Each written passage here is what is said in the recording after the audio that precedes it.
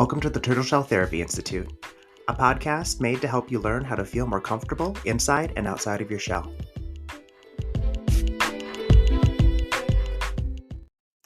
Hello, welcome to the Turtle Shell Therapy Institute podcast. I'm your host, James Hundley.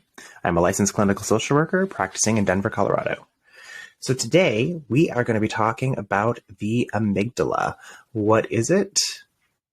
Why do we have it? And how can we work with it to manage our stress, our reactions? Because that's really when it comes into play a lot of times is stress. I am really excited. I have some interviews lined up for future episodes. So just really wanted to share that because I'm super excited about it. We're going to have a guest on soon that's going to be talking to us about play therapy and family therapies that are available and how to access them and why they're helpful. I'm going to be having a Reiki healer on. I'm going to be having a colleague also come on that has studied and worked with interabled couples. So really excited about that. And I'm also having a very respected consultant that I know who I've worked with who will be coming on to talk about her business and EMDR training for clinicians and just about EMDR in general. So just really looking forward to those and wanted to share that. So back to the topic at hand, the amygdala. So when we think of the amygdala, there's different names for it too, depending on, the age of the person you're talking to. In a lot of schools or a lot of programs or therapies for younger children, we might call that like the dinosaur brain or the downstairs brain. Survival brain is one that comes up a lot.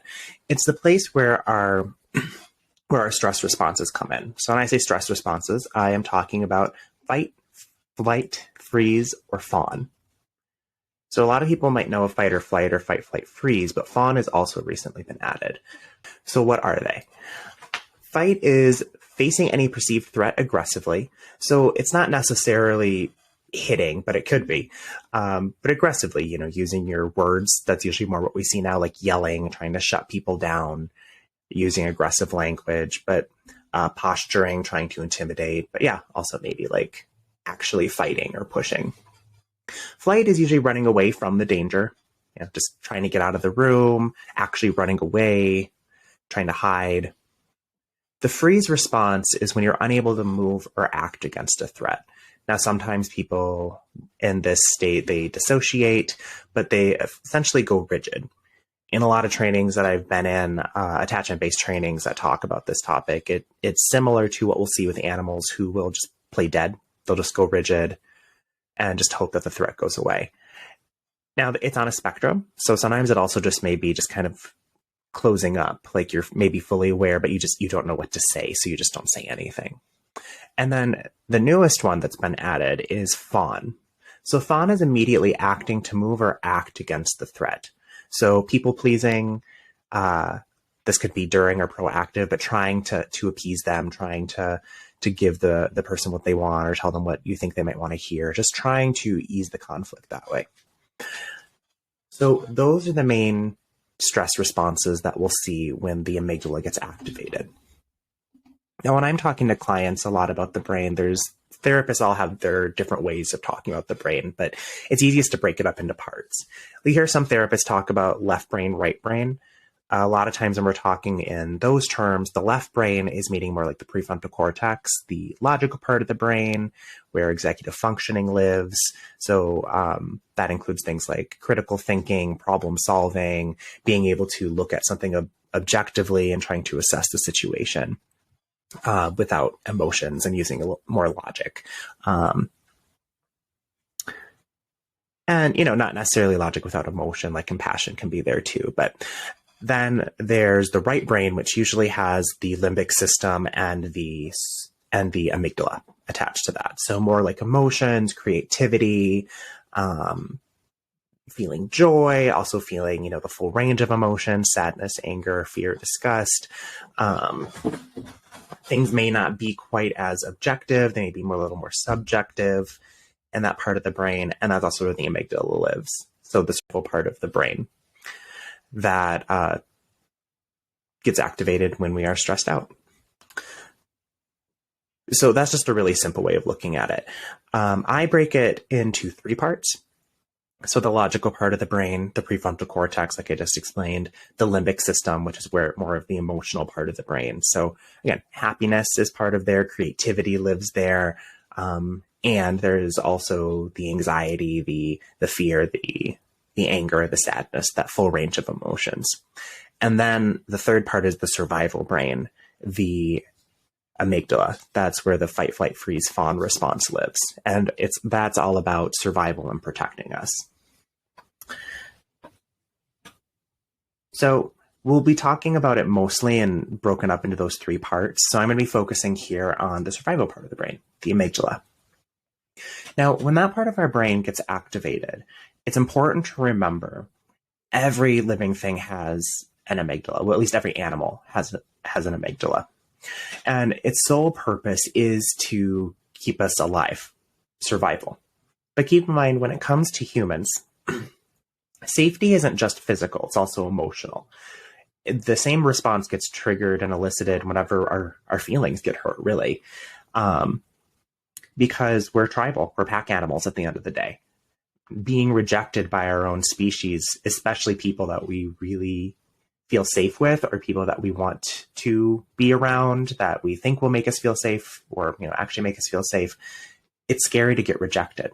Because if you get rejected, especially back before this modern age, that would usually mean we were going to die.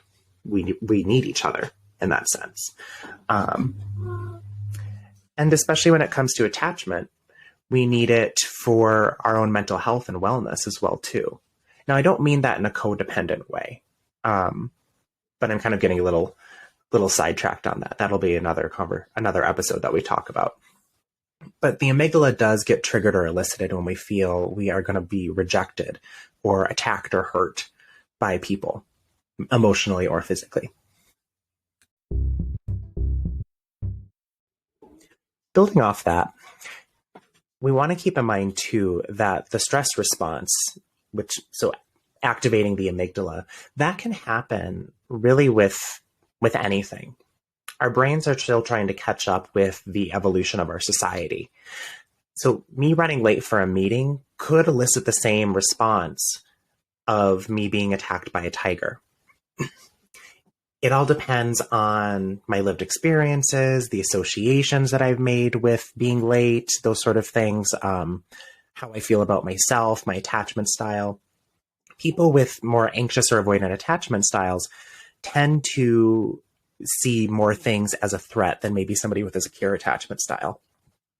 The fear of being socially rejected or scolded or in trouble or disliked, it's very threatening to a person with an insecure attachment style. And it can be very threatening to a person who's experienced trauma. Again, it elicits this same uncomfortable experience. What if they reject me and then my emotional safety or physical safety are somehow a threat? And that's where therapy can be really helpful, to sit with these emotions, process them, and take what's helpful and what isn't. Because your emotional safety could be at threat, and your physical safety could be at threat sometimes. I don't want to make it sound like that never happens. And we want to make sure that we're looking at a situation, especially when we're at work or with friends or in a social setting. We just want to make sure that we are looking at it all objectively, and we don't want to necessarily assume that our safety is at risk. Emotions are a signal to let us know that something's going on and we might just want to check it out. Like I was saying in the last episode, it's like the check engine light that comes on in a car. It doesn't necessarily mean something is going on, and we want to make sure that we check it out sooner than later when we have time, either by ourselves or with a friend or a professional, just to make sure that everything is looking okay. The reason I bring up emotions is a lot of times when we invalidate our emotions or suppress them, try to push them away, or if we feel like somebody else is invalidating them or trying to dismiss our emotions, that can then start to go down into the stress response and start to activate the amygdala. And then we can go to a fight, flight, freeze, fawn response with any of those. So an example of what that might look like, if you're telling somebody that you care about that like a friend or significant other or even a coworker, that something that they said felt disrespectful and they keep dismissing that. You could see how that could escalate to your amygdala, especially if it keeps happening over and over, or if you are really trying to explain how the person made you feel and they just keep disrespecting you and dismissing you, and maybe even they start escalating. Example, let's start by thinking of the fight response.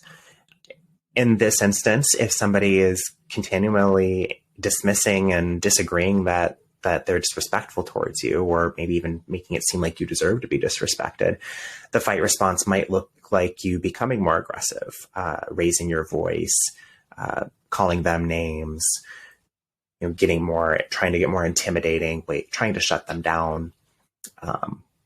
Just as an example, the flight response might be you just trying to get out of there, just leaving, not wanting to face the person, avoiding them, that sort of thing.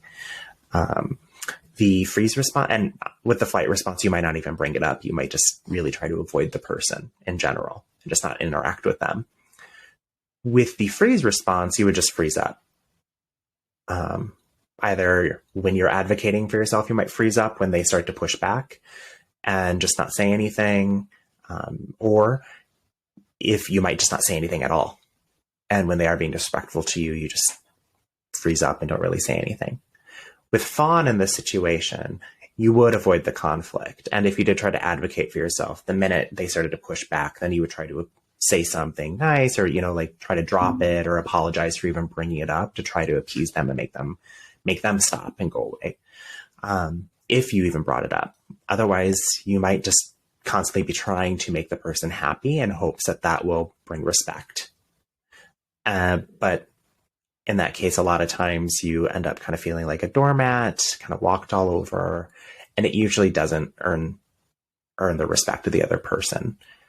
So that's just one little example on that. But you can think about how these responses come up in your own life. But you can see how these interactions, these day-to-day interactions, can bring out a stress response and activate our amygdala, especially if we have unresolved trauma, if we have insecure attachment styles, or just when we are feeling emotionally raw or stressed out.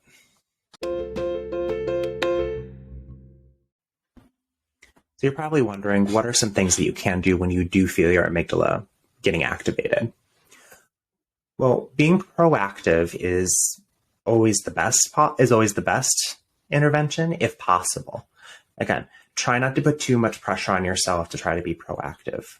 That brings in the shame, which, like we were talking about in the last episode, shame keeps you stuck. We want to try and bring in compassion. Be curious about it. You went into your stress response. Maybe you got really angry, or maybe you shut down and froze, or went into your fawn or flight response, whatever it is. Bringing in the compassion. Now, that's not lacking, dismissing any accountability that you have in the situation. It's not giving yourself excuses. It's looking at what happened to me in that moment. What was going through my mind? How was I feeling? What was I noticing in my body? What was this reminding me of, if anything, if I can remember or notice? And what can I do differently next time when and if a situation like this happens again? Because then that puts us into this more solution focused. We validate our emotions, we validate ourselves, because unfortunately, we won't always get that from other people. And even when we do get it from other people, it can be really hard for us to feel it and believe it if we're not able to do it for ourselves. That's one of the biggest ways to avoid an amygdala response when it's not necessary. What I mean by not necessary is there are still going to be times in our lives where we do need that amygdala response. It's not a bad thing. It was given to us for a reason. Every creature has it. It keeps us safe, especially when we're actually in imminent danger. If we are being attacked, if we are going to be hurt in some way. In a lot of ways, and I'm not saying that abuse in any form is okay, and it does exist. And these strategies a lot of times are what got us through it.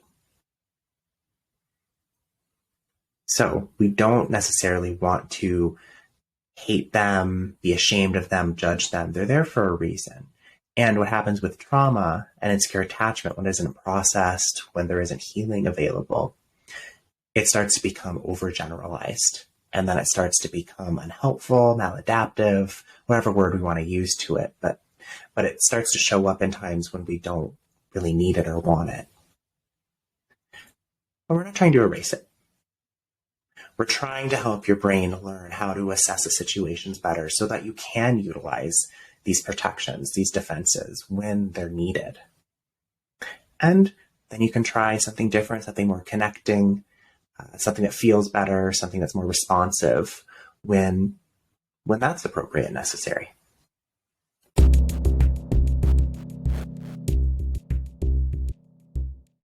If we're not aware, our body and our mind will just start to grab onto other things that are bothering us.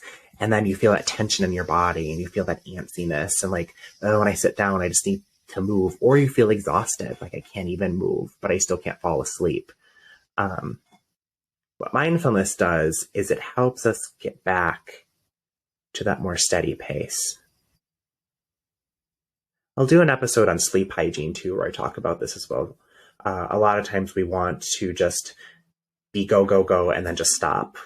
But really, relaxation, whether we're talking about mindfulness, falling asleep, or just even just trying to relax and be with our body and notice it, it takes little techniques to just slow down. So that was kind of fast. To just slow down the fidget spinner. That is our nervous system. So self-talk and visualization can be really helpful in either during when our amygdala is activated or when it's leading up to it. But even from our day-to-day too, it can also be a proactive way to make sure that your amygdala doesn't get activated when it doesn't need to be. So some different strategies around that. One, just talking kinder to yourself, more compassionately. It's surprisingly hard for us, though, to talk kindly to ourselves. Now, that's for a lot of different reasons, and it depends on the person.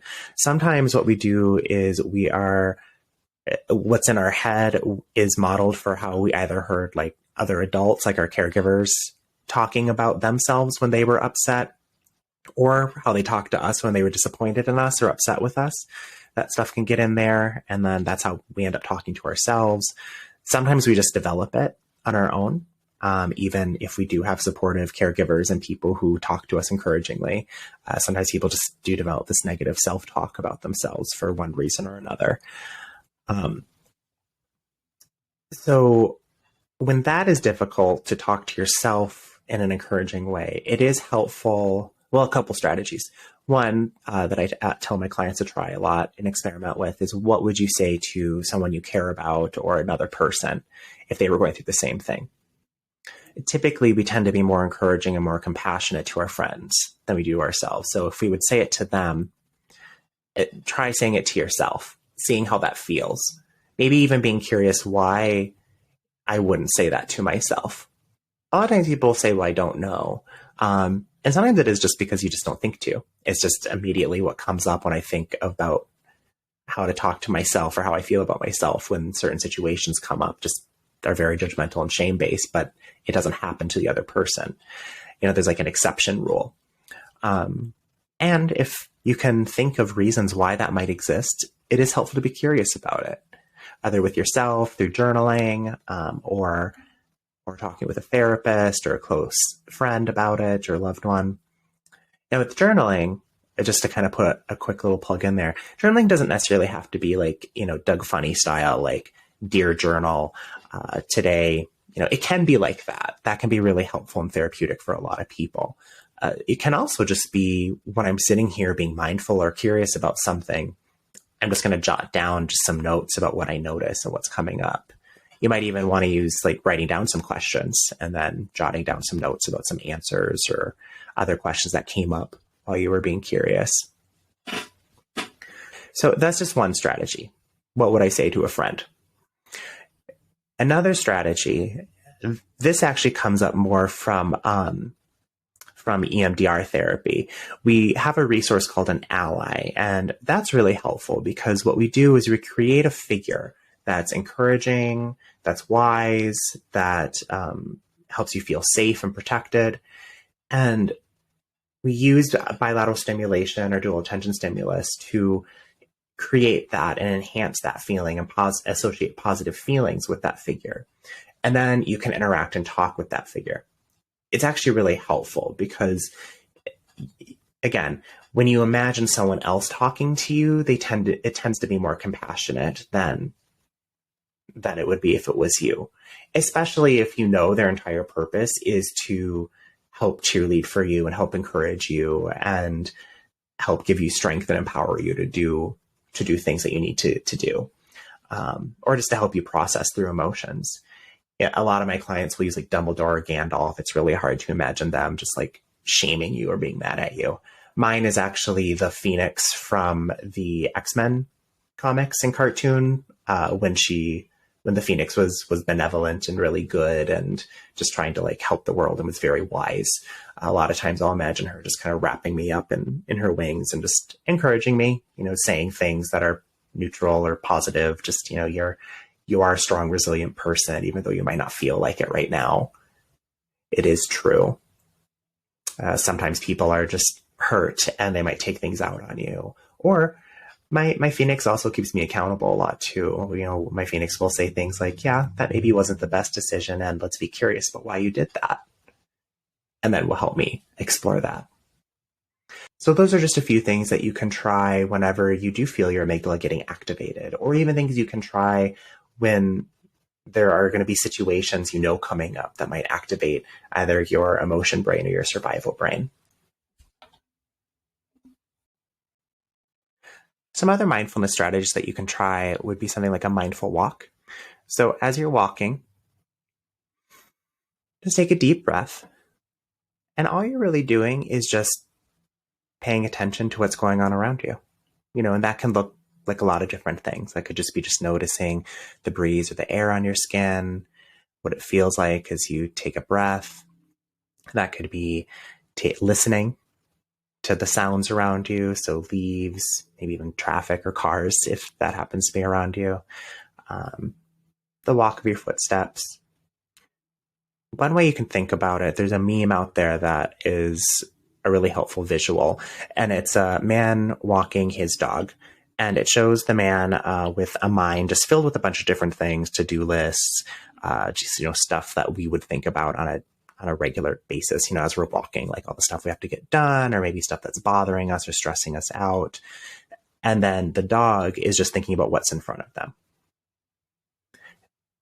That's what most mammals do. They're very present in the moment. They're aware of what's happening around them, even when they're relaxed, not in like a stressed way, just taking it in. And even if it's not positive and enjoyable, it might just be neutral. They're just existing. And that's a key to mental wellness. That doesn't mean that I'm against planning. Actually, quite the opposite. I think planning is very helpful, and we don't want our brain to always be in that mode. Then it gets stuck and it gets harder to get out of there. Just like the fidget spinner analogy I was using, it's harder to slow down and just relax and enjoy. So that's a strategy, the mindful walk. Also try out mindful eating. It may sound kind of odd, but just slowing down and actually enjoying our food. So taking a bite of something and actually being present and noticing what it tastes like, the chewing, all the different tastes. That can be another way to train our brain to slow down and relax so that we're less likely to get into our amygdala reaction. So those are a few strategies to help you from getting into your amygdala, and just explaining to you how the amygdala works and why we have it. Again, it's not a bad thing. We have it for a reason. It's just our brain still needs some help to really assess, do I need to have an amygdala response right now? Fight, flight, freeze, or fawn. And we can slow things down and assess by using things like mindfulness and meditation, using therapy, self-awareness, understanding. All of those things are going to be helpful for us so that we don't go to our amygdala so quickly. Because if we don't check in with ourselves, if we don't learn how to just be present and be aware of what's going on inside of us, then we do start to react. Well, thank you for joining me today. I hope that today was helpful, and I'll plan on seeing you for our next episode. Take care.